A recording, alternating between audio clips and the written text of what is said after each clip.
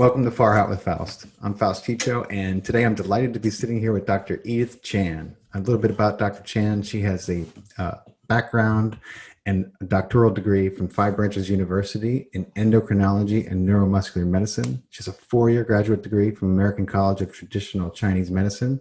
She also has a bachelor's degree from Harvard in Applied Mathematics, which she graduated Magna Cum Laude, with a background in engineering. Just a little bit of a academic background for you. Edith is a globally recognized holistic Chinese medicine doctor. She's a speaker, she's a coach, former athlete, and author of the best-selling book, SuperWellness, which I'm currently reading, and I can't recommend enough. It's fantastic. She's dedicated her life to helping human beings unlock the secrets of their potential. And I'm honored to have her on the show. Edith, thank you so much for beaming in. It's an honor to be talking to you. Thanks so much for having me, Faust. It's so fun to chat with you. I've just so appreciated the work that you're doing. We're new friends, and I feel so grateful that we're connected. The feeling is very mutual. Thank you for that. So for a little background for our listeners and viewers, for context, I'm just going to borrow a question from your book because I feel like it's a great place to start. And it's probably, I know it was one of my first questions when I was like, when I heard about you. How did you go from studying math at Harvard to becoming a Chinese medicine healer? When people ask me that, I used to always be so surprised because as a Chinese medicine practitioner, people always would come with various ailments. But then instead of asking me about, can you help with this ailment? Can you help with that? I discovered that people were more interested in the backstory. And after a couple of decades of working with people, I realized that when people are in a moment like we are collectively right now, having a hard time, having challenges with their health or with their life, the beautiful gift is that it makes you ask these deeper questions about what is my life path? And sometimes you encounter somebody, it's not an accident that you encounter somebody that has made some drastic changes in their life path, because that is actually a reflection of ourselves when we see that happen. It's like life is giving you the breadcrumbs saying, hey, now is a pivotal moment. Yeah. And life gives you these opportunities to meet interesting people so that, they all give us a little piece of that puzzle on the path. So I used to be very shy about sharing my personal story. And now I realize that story isn't even my story. It's because people have come into my field because it's their moment to pivot. So I'm very happy to share these stories. So with that said, how the story started is actually from age 4. So when I was 4, I was growing up in Hong Kong, and my parents are very intellectual. My dad was a businessman. My mom was a journalist, and she quit journalism to stay at home to help raise the children. And she also ran a small business on the side. And, they were very logical, linear, scientific, analytically minded people. Yeah. But my dad had this horrible back pain. My sister had this ankle sprain. And supposedly it was all healed, but it was always painful and swollen.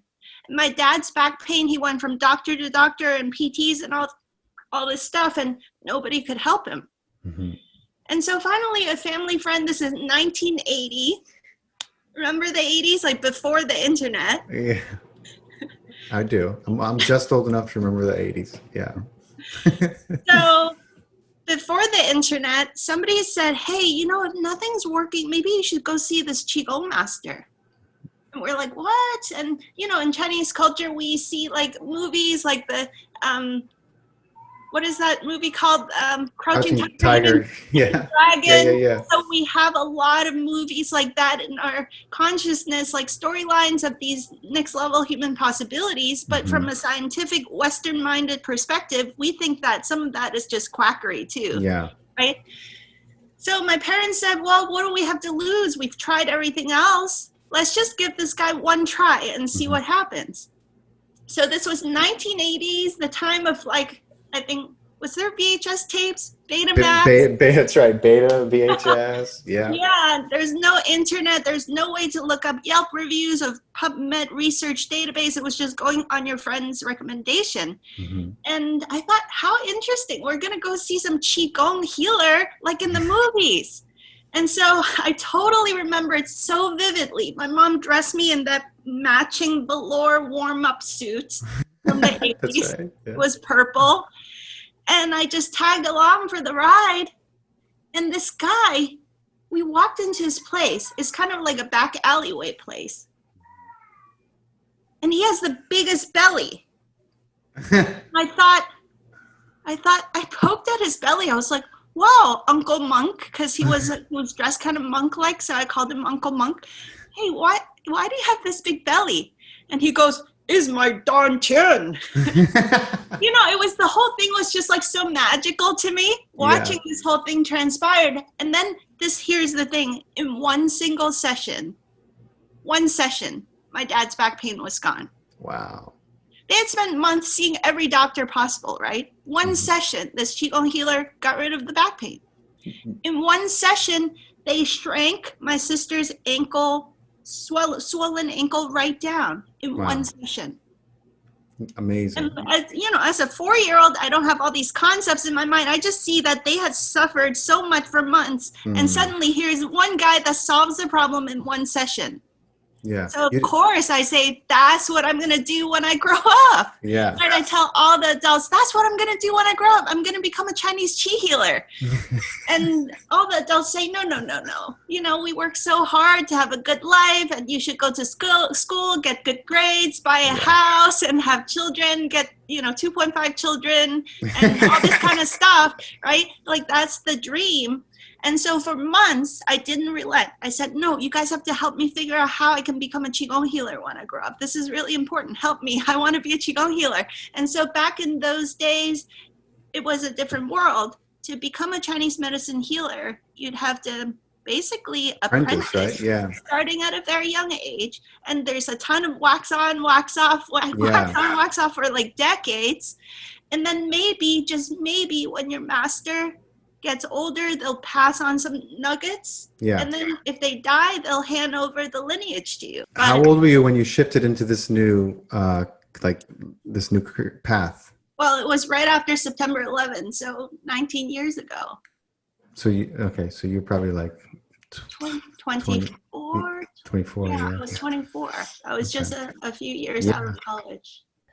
Edith, what's your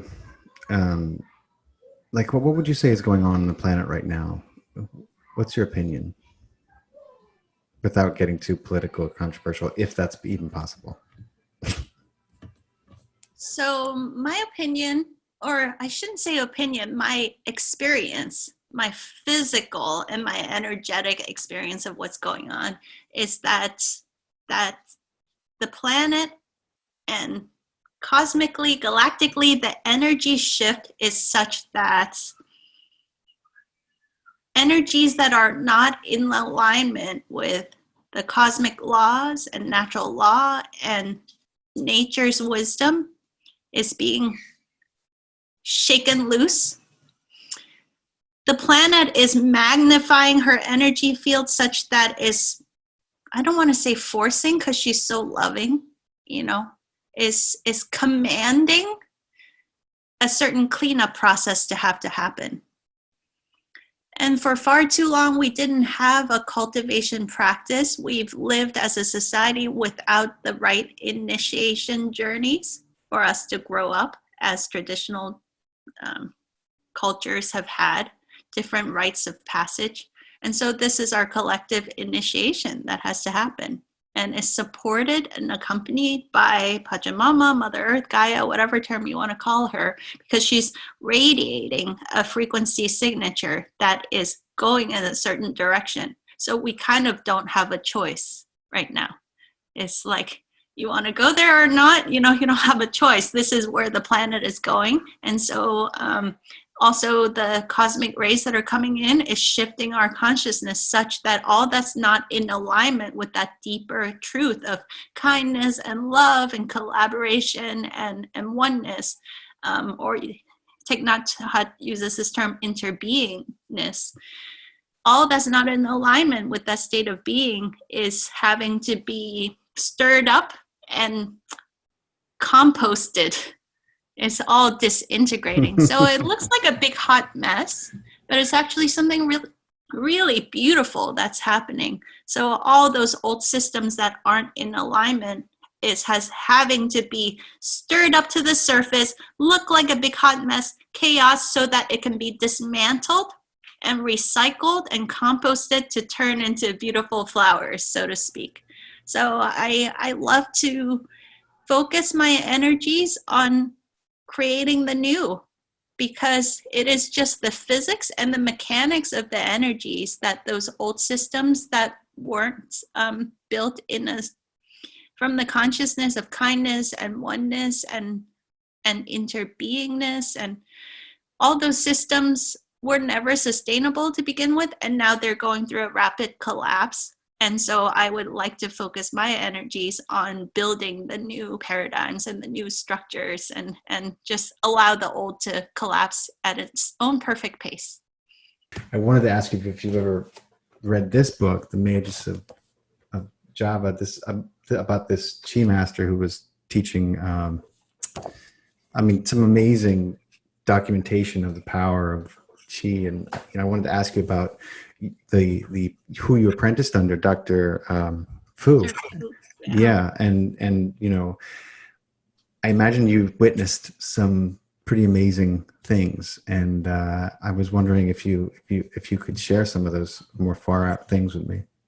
Yeah, so that was one of the key signs, because I always, as a kid, wanted to apprentice with a Qigong master, and it didn't happen. And as soon as I signed up for Chinese medicine school, some friend that I used to do triathlons with said, "Hey, you're doing Chinese medicine now? You should meet this guy."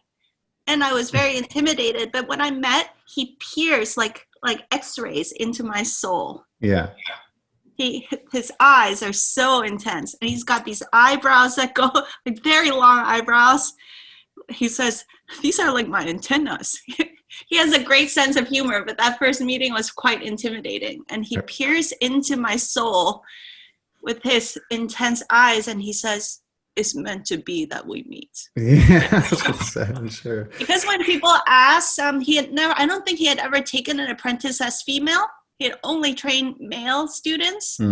His first question when he asked our mutual friends if I could come study with him was, "Is she strong?" Yeah.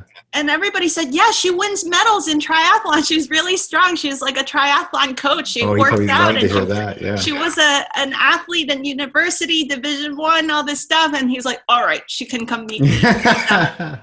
So what was wonderful is that he's from Beijing, and he doesn't speak very good English nor Cantonese. So he only spoke Mandarin. And because I'm not fluent, but good enough with my Mandarin and Cantonese and English, I was able to help him translate for all the patients. Oh, wow. So I got an exceptional amount of experience right from the get-go. Whenever I wasn't in Chinese medicine school, I was at his place. Mm-hmm. So just helping with all of his patient cases and translating and the intake and his diagnosis, his prognosis, all of that got me a ton of experience in how he thought, in how he, problem solves, so to speak. So with the Qigong stuff, a lot of what I learned was that he really instilled in me that the number one most important medicine when it comes to healing is now we would call it the frequency signature. Yeah. That is emanating from the healer. So the tools, tactics, like in Chinese medicine school, we learn exactly the function of each acupoint and, each herbal medicine ingredient, all of that. We nerd out on all that stuff. But Dr. Fu showed me that actually the most powerful medicine is the essence that the practitioner has cultivated. Right. And so this is like bedside manners to, exponential levels of power, because he's really conscious of how to chameleon your energy. The moment the patient walks into the clinic, you assess their energy field from afar. And the moment you walk into the treatment room, you emanate the perfect field of medicine right from the get-go. Wow. Before you choose an acupoint, a herbal medicine, or do a specific Qigong healing, that it starts there, right? And then the Qigong healing, yeah, we saw some really phenomenal things, growth shrinking down and Mm-hmm. tissue tendon tears getting healed in miraculous ways and many different things like that. But really being around him, his worldview changed how I saw Yeah. life, that I saw that being conscious of the energy that we bring to all the situations of Yeah. life is something that, you and I share in common. We want to explore that with our children, and I wish that they taught these kinds of things in Can you school. And imagine so if they now it's, did? I mean, if they really did, if they had even just a small portion of some of the things we're talking about as part of school when kids were young. I mean, you could change the world in a single generation if you were to incorporate some of these things into schooling, which is, I think, and I tell my children, it's the most important thing that you can learn. You may not realize it yet, but you will one day. It's yeah, crazy well, that it's that gets into the whole conversation that this reality up until now, I want to use the past tense because we're all stepping into a new reality now. The reality that we've been living in up until this time in this critical, pivotal moment in human history has been inverted, is backwards and upside down, right? It's yeah, it based sure on feels this like that. Yeah. thinking of like material 3D reality, and we think that consciousness is some byproduct of some biochemistry. Yeah. When the truth is that consciousness is the root cause, and then out of that emanates electromagnetic energies and different kinds of energies that we're starting to have instruments for measuring. Yeah. And out of that comes the actual biochemistry and the molecular structures and physical realities and so on. So we're always mucking around at the level of effect in this world instead of looking at the root cause. And so we're just waking up to that right now. So all the paradigms, medicine, how we manage our life, education, all of that has to honor that inverted way of reality now. Yeah, and there's a reassessment happening. And say what you want about this pandemic and this virus and what's happening with the planet, but it is undoubtedly true that more people are coming around and starting to question what it is what we're doing on this beautiful planet and how we're treating it and what it means to be truly conscious. And I was like, you think, you've been hearing that if you've been running around in these circles, you've been hearing for years that, people are, quote, waking up and all this stuff. But, I've seen it, really in some people over the last 6 months that I would have never imagined them starting to be, turn this spiritual leap over, start to question things, start to look at some of the elements in our society that are in place that make no sense whatsoever. So, I'm at the point where I'm like, this is absolutely, a mass awakening and people starting to really look at society in a different way, which is a good thing because these paradigms that we're living by are not sustainable. They are not healthy. They have to be brought down so that we can build new. Well, after almost two decades now working with thousands of people in that critical moment in their life when they're having a health crisis and needing support on that, isn't it true that sometimes the shit has to hit the fan before you make that change? And with our health, a lot of people have to get sick. Yeah. Before it's like, whoa, everything is out of alignment here. I need to pivot everything. I need to evaluate my relationships and my career and where I'm living, my entire lifestyle. Or else it's life or death possibly. Yeah. And that's when the most beautiful, soulful discoveries happen that are beyond your imagination, right? Yeah. And the same thing now, we're facing our, honestly, human extinction. Yeah. If we don't wake up. But it's the most beautiful discoveries that's just cracking open right now. It's just like incredible time we have really won the cosmic lottery to be here on planet Earth right now. I agree. It's the best. It's the best, ride in the house. And it's exciting, it's super exciting.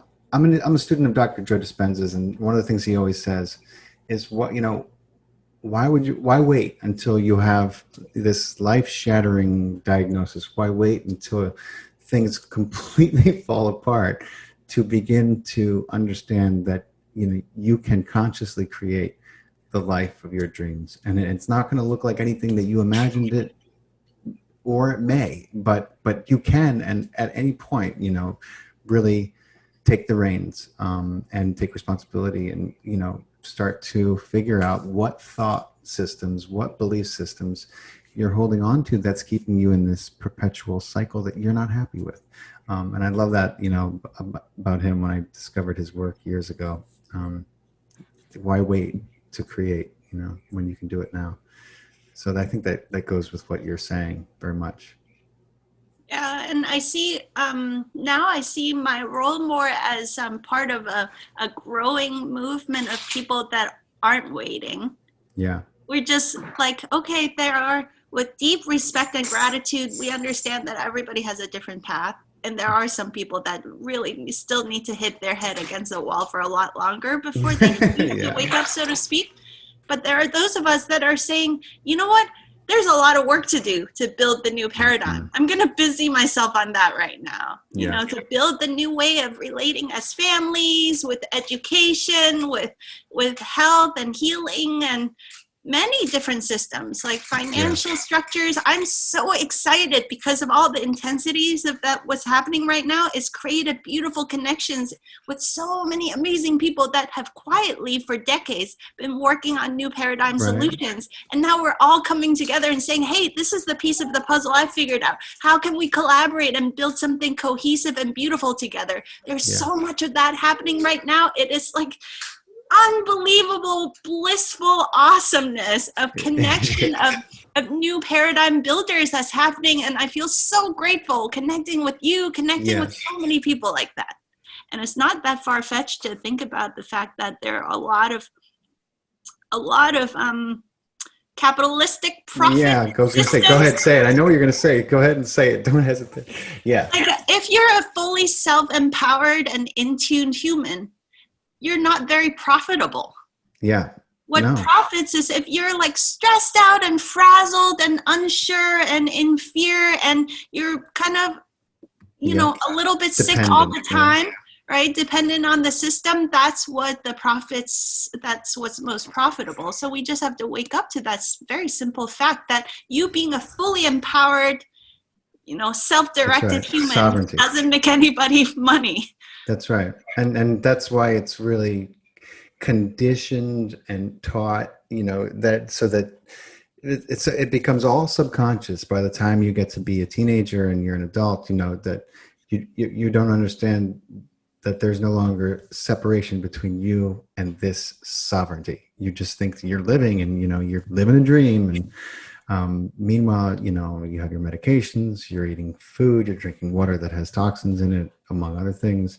And it's you lose sight of these things, and because you're not taught them. Before you go on, I want to ask you about your time spent in darkness, in that meditation. And there's a lot of different talks and discussions about darkness technology and the inner sun, and how did that work for you, and what do you understand about it that you can share? Okay, I have to be honest, I haven't nerded out very deeply about the physiology of it. I have a great friend named John Chavez who became a world-renowned expert in the technology of what he called endohuasca. What are all the ways in which you can generate DMT from the inside out instead of taking it from the outside in, and have a prolonged DMT experience that is endogenously generated instead of exogenously taken in from the outside in? But I do have, of course, my personal experience I can share. So in 2013, I went to Tao Gardens. Have you guys heard about Mantak Chia and his place, Tao Gardens, just outside Chiang Mai? Maybe I read about it once. So Mantak Chia has written countless books. He's a famous Qigong master, and he's written all these books, and he has this retreat center just outside of Chiang Mai where he built a special building for the purpose of darkness meditation. Okay. So darkness meditation is a tradition that is, like you guys all know, in many different traditions. For example, the ancient Qigong masters would go to a dark cave to meditate. The ancient yogis, all the yogic traditions have something like this. The Egyptian alchemists have a powerful darkness awakening process. The Kogi Mamos in Colombia. So in their tradition, they're seers and teachers and shamans. I don't think they even call them shamans. They're mamos. Whatever that term actually means, they're the seers and teachers of their tradition. They're chosen at birth, and they're raised in darkness, so that the non-material energetic realm is the dominant reality very clearly. And this physical, seemingly solid 3D reality is secondary, which is the truth. Right? So you are raised in that awareness, and then all the other teachers come and train you, and your mother will come into the darkness to nurse you as a baby and all of this. And they get just enough exposure to light to train their eyeballs so that they don't completely go blind in the 3D physical sight. But the vast majority of their life is raised in darkness so that they cultivate this deep awareness of the energetic realms. And I've heard often raised until age 9, age 18, sometimes even into their 30s in darkness before they come out and interact with the rest of the village, so to speak. So in 2013, I was drawn to have this darkness retreat experience, and I went to Thailand to Mantak Chia's retreat center, and he runs his darkness retreat experiences, but I was especially drawn to Jas Muheen's, she's a really beautiful, very soft, very feminine meditation teacher from Australia. And some people know her as the grandmother of Western Breatharianism. She's gotten quite famous for that work, but what she offers is so much more than so-called breatharianism. And she actually doesn't even use that term. She calls it source feeding. You know, this idea that we're so deeply tapped into source that our hungers often dissipate in that state of being. So I was just much more drawn to her energy. So she rents out the building that Mantak Chia has custom designed at his retreat center for the purpose of darkness meditation. And this building is quite special. To replicate the dark cave meditation experience, the bricks of this building is pressed from the earth of that local soil. And instead of going into a dark cave where you have to battle snakes and scorpions, it's a kind of modern, almost 5-star building with beautiful king-size beds. I like the sound of that. I really want to visit this place. Yeah, your private bedroom and private bathroom and so on.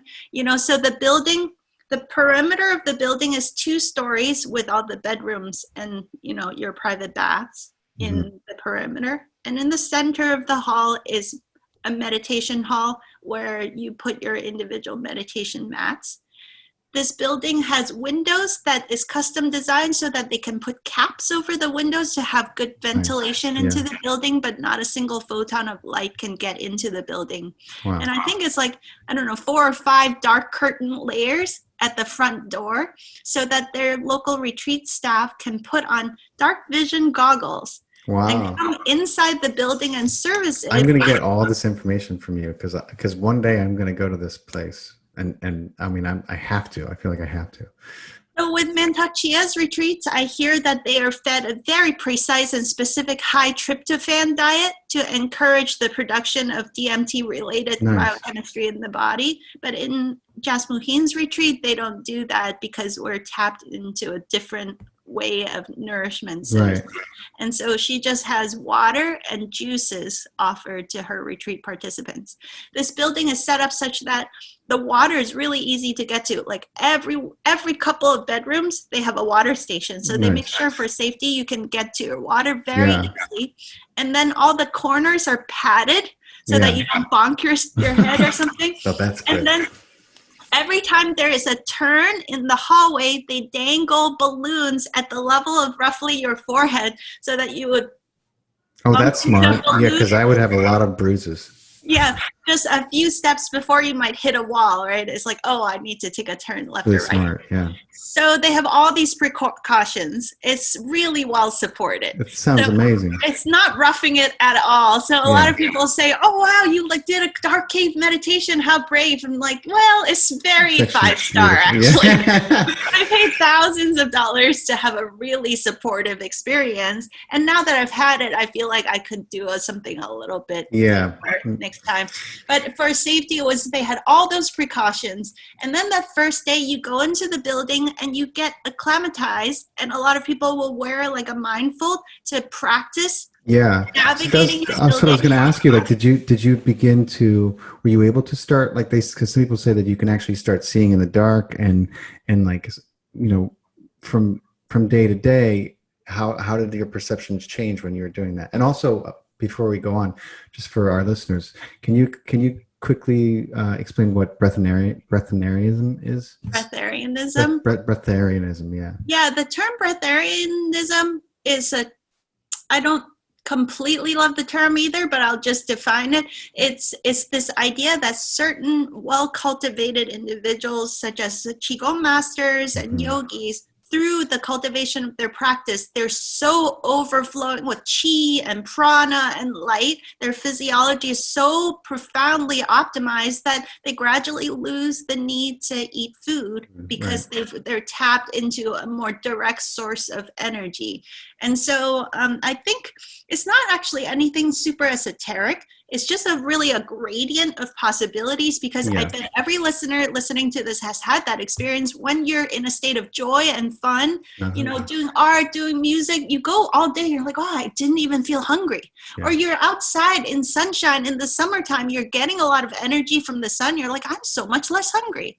Or those days when you're sleep deprived, you're more hungry. When you sleep more and well rested, your physiology is optimized, you're less hungry. So it's a gradient of possibility. So imagine taking it to the nth degree, where you've cultivated so deeply that everything is flowing so optimally, you need less and less food. And so some people have gone for prolonged periods, far more than what the medical textbooks say is possible without the hunger. Now, full disclaimer, I do have a medical license. Please don't do any prolonged, unsupported fasting and, you know, blame it on me. Right? Like, I heard this no, really, I don't care about the blame part. Just please, always safety first. So this is just a byproduct and not something that we should focus our energy on. Right. It's a byproduct to just be aware that it is a possibility that's out there. And if it starts happening to you, don't get freaked out.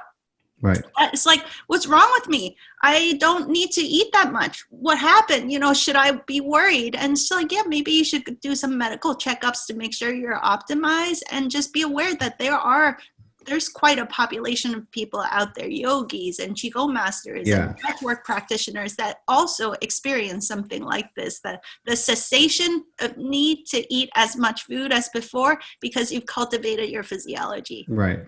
Okay. So in Darkroom, I also had this experience of going so deeply into a state of meditation that I had no hunger for the entire duration of this retreat.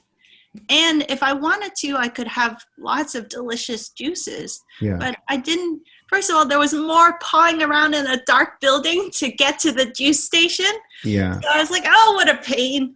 And I'm not even hungry anyway. And so that was quite a sense of freedom, because a lot of times people these days are arguing about, you know, losing freedoms now. Yeah, it's a big thing. And I think if you are tapped into this awareness that you have access to a level of freedom that under no circumstance could anybody take away from you. Yeah.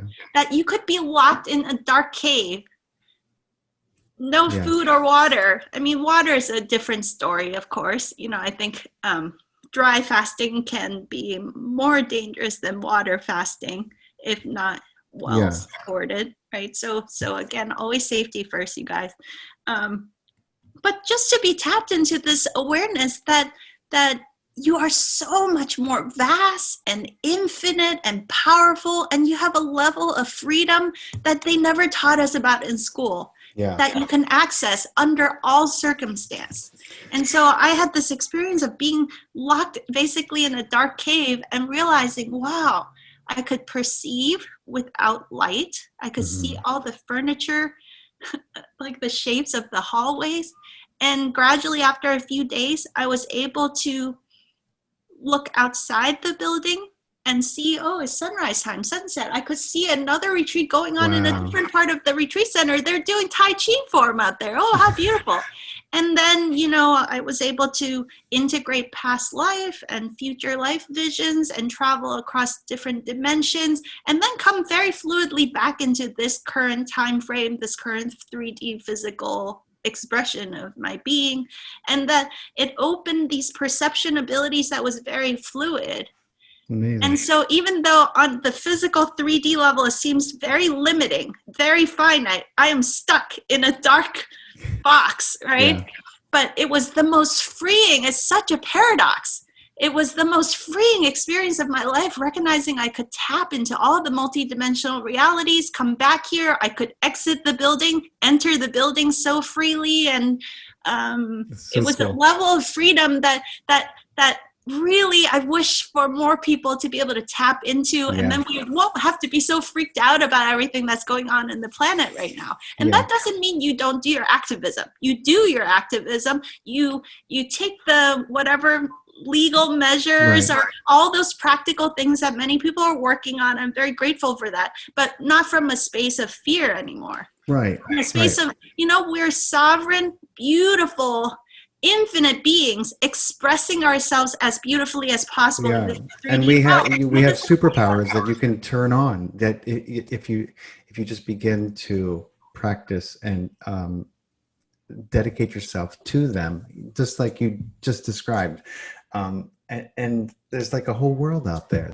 What was some of the most amazing visions that you had in the darkness? So many things. I'll start with a really practical one. I was needing to build a website.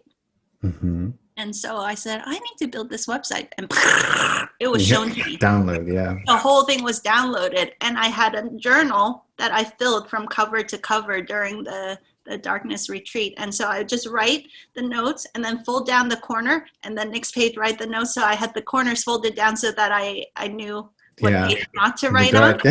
My abilities didn't go to the point where I could see everything that I was writing. I could only feel it. So so by then I had a whole journal I could still see. And so I just journaled everything about the website that was being designed.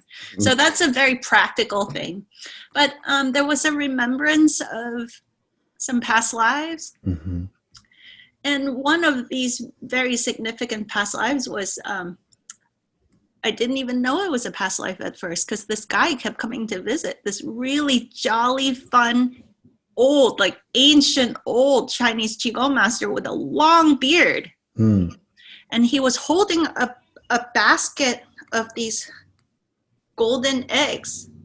And on the first day of the darkness retreat, he said, hello. And he was so jolly. I was like, somehow I felt like I knew him. And he was just very profoundly wise, but also had a great goofy sense of humor. And he would make jokes with me and get me to giggle and laugh.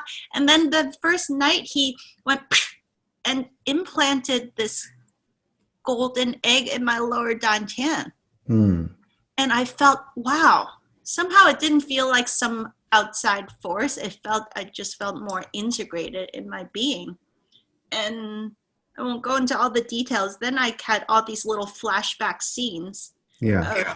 Re-experienced myself as a young man cultivating my Qigong skills. And I would go into a spontaneous flow of Tai Chi in my bedroom. It just would happen to me. And I realized this is how these practices began.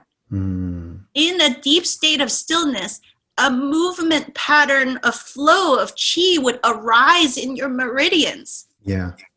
And it was not that what we are taught with Tai Chi and Qigong, these practices that we're taught to do, it's kind of not quite how it Right. probably began. Yeah. It was like in a deep state of stillness, a movement arises, like an extreme yin starts to generate yang, and this movement arose within me. I would go for 2-3 hours flowing in something like a Qigong or Tai Chi form, Yeah. or a like yogic flow form. And it was so beautiful to experience. And it was like I was not doing it at all. And so I had these flashbacks of, it wasn't this lifetime, but in past lives, I had cultivated certain practices. So it was somehow just in me to be reawakened, and that we're all carrying wisdom from so many different lifetimes that at the perfect moment, it awakens within us and just flows out from the inside out. And it took a number of sessions of interacting with this Chinese Qigong master.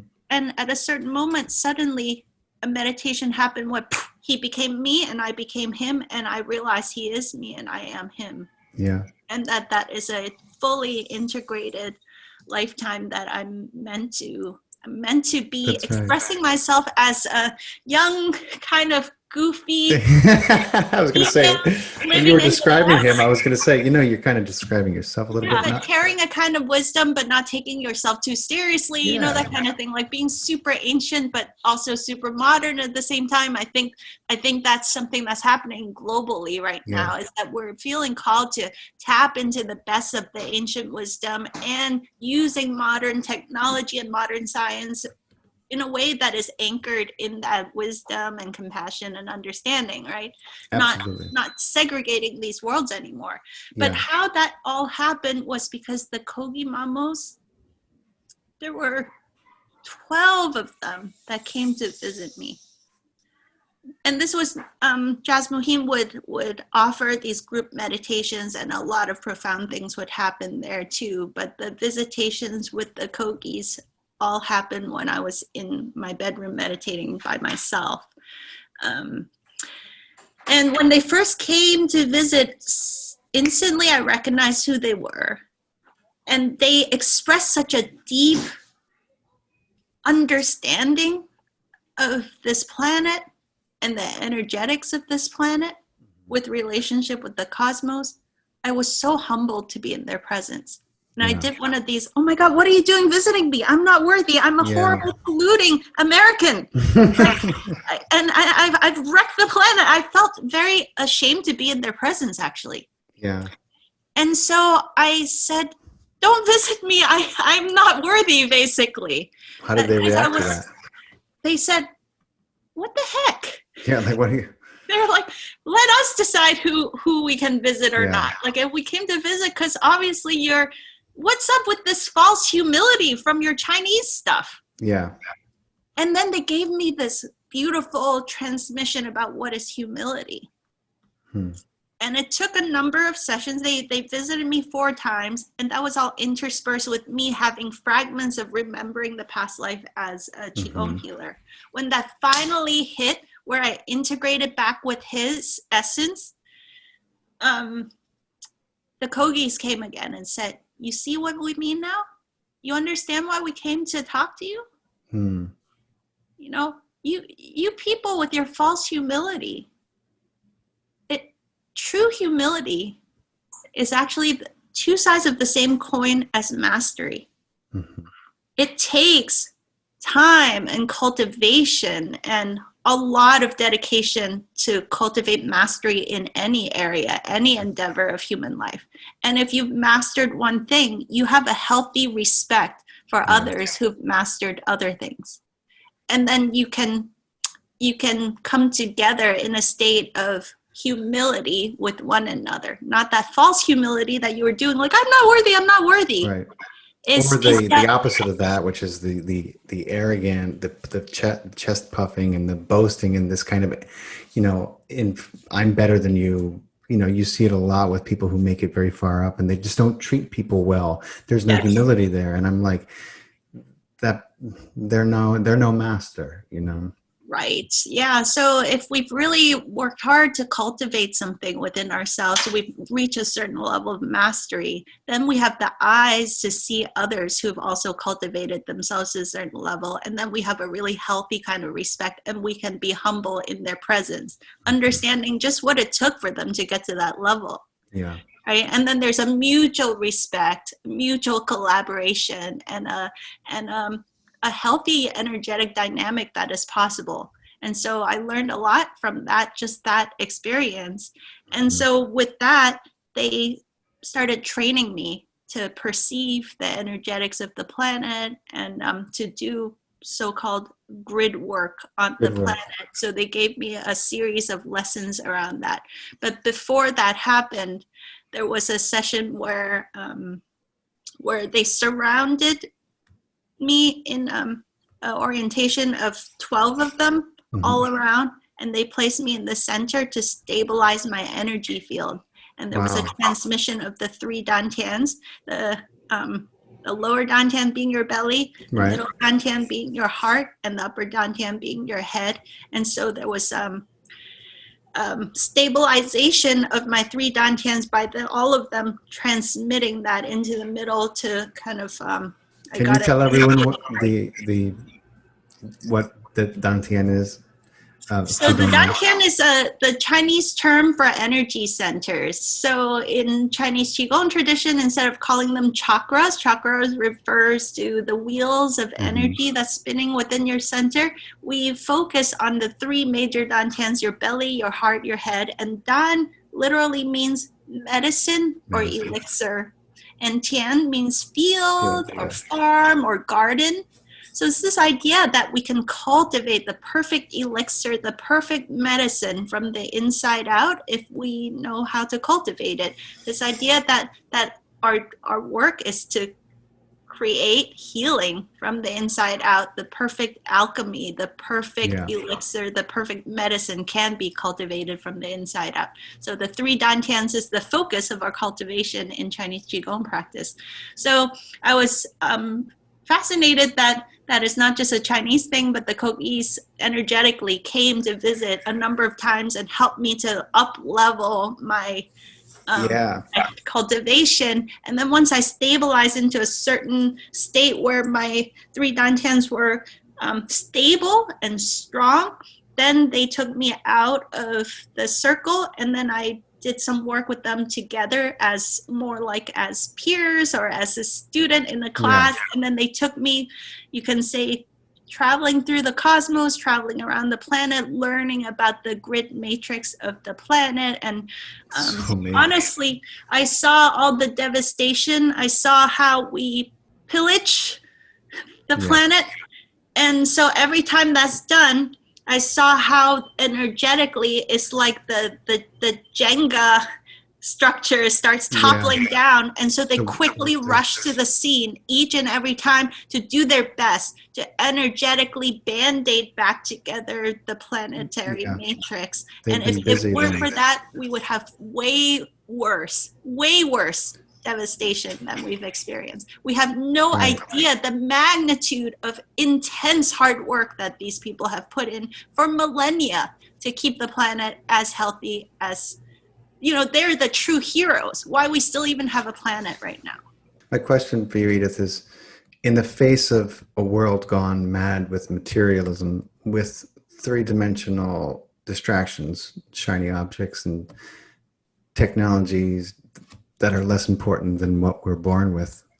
How do we take on that massive corporation that this cultural, society has taken on? Because the reason why these things have been forgotten, I think, the reason why they're not taught in school, the reason why everyone grows up thinking that life is about a whole bunch of other things than it really is about, is because of this massive machine that is everything is for sale, and it revolves around that. How do you go up against that? Is my question. I guess with the power of belief and intention first and foremost. You don't go up. My answer to that is you don't go up against it. that fighting energy is the old paradigm too. Yeah. This is like the Buckminster Fuller quote that everybody quotes, and it's almost gotten cliched, but it's so true. You create systems that makes the old totally obsolete. Yeah. And one of the things, back to the children, my children teach me so much because they embody that way of being. They're like, they're like Taoist masters. They don't respond if I like get angry and say, you gotta clean this, like get cranky at them. They don't respond. But they respond when you're playful and joyful, and then all the things you want them to do happens. This new reality that all of us humans are entering into, you've heard terms like indigo warrior, and then the crystals and rainbow children, all these terms are just really expressions of the evolution of our collective consciousness. Yeah. That some of us, maybe people like you and I and some of the listeners out there are like, down with the man, fight the system, activism, right? And there is a time and place for that. Right. And maybe we're starting to enter into new territory where the energy is shifting. And when I meditate in nature, Mother Nature, Gaia, whatever term, Pachamama you want to call her, she also shares that same essence. It's about attuning to a different frequency station now, where we just live this new reality. We don't need to waste our energy fighting the old system. So I got to take you far out with me, Edith. Let's do it. So, what's your experience with extraterrestrials, not including human beings who are also extraterrestrials? Have you had any? Have you had any experience seeing UFOs, or have you ever been on a ship? Or tell me what's up. So I used to think I didn't have experiences, but I realized I've had many. After I interviewed Mary Rodwell, have you heard of her? Mary Rodwell is a internationally renowned researcher in ET, UFO, I've heard the name, yeah. Yeah, she's based in Australia, and she did a huge research study with thousands of contactees, and I think it was something like 70% of the contact experiences, don't quote me on this, but it was the large majority, are non-physical experiences. Yeah. Only 30% are actually like, I physically remember being on a ship, or I physically in broad daylight interacted with a ship. So I realized I've had many, many such experiences, and that this might just be part of our normal expanded state of being for all of us. We're all multidimensional being, and we all have many connections to different aspects of reality, and we're here probably to integrate that into this physical human experience on planet Earth at this time. And my boy tells me lots of stories these days about how he was in space and choosing this incarnation. Now that he's almost 6, he has a lot of very precise things he's sharing. And I realize that's probably true for all of us. That we came here to the planet, and some of us carry lineages of information from many different sources of different star systems to come here to integrate the essence of that wisdom and that kind of energy to coalesce into a more beautiful future for the planet, right? And we all carry those lineages. My first remembrance of this is when back in 2009, 2010, my family was going through a lot of stressful things, and I, as part of my journey, I decided to explore past life regression hypnotherapy. In the first 3 sessions, I experienced interesting past lives that were human, that were very profound and healing. And then starting with the 4th one, I started experiencing non-human aspects of my being. And so that opened me to the possibility that maybe that's not so weird. At first, it felt really weird. But uncommon, Right, but then I experienced it, right? It was not something that I read in a book or saw a movie. I experienced it in my being, and I can't know for sure if past lives or parallel lifetimes, all these things are definitely for sure real, but I'm definitely for sure someone that experienced that experience. I can only speak to my experience. I want to take advantage and ask you 3 quick life hacks that you could give people, that would be an immune system boost in these times when there's a lot of fear and people are looking for ways to, be protected against the pandemic and other illnesses. Do you have three or one really good one that you could share, an immune system booster? Number one is breathe, because it's free and it's by far the most profound life changer. Learning, become a student of the breath. And when there's, a lot of people think to be healthy, you got to eat right and exercise.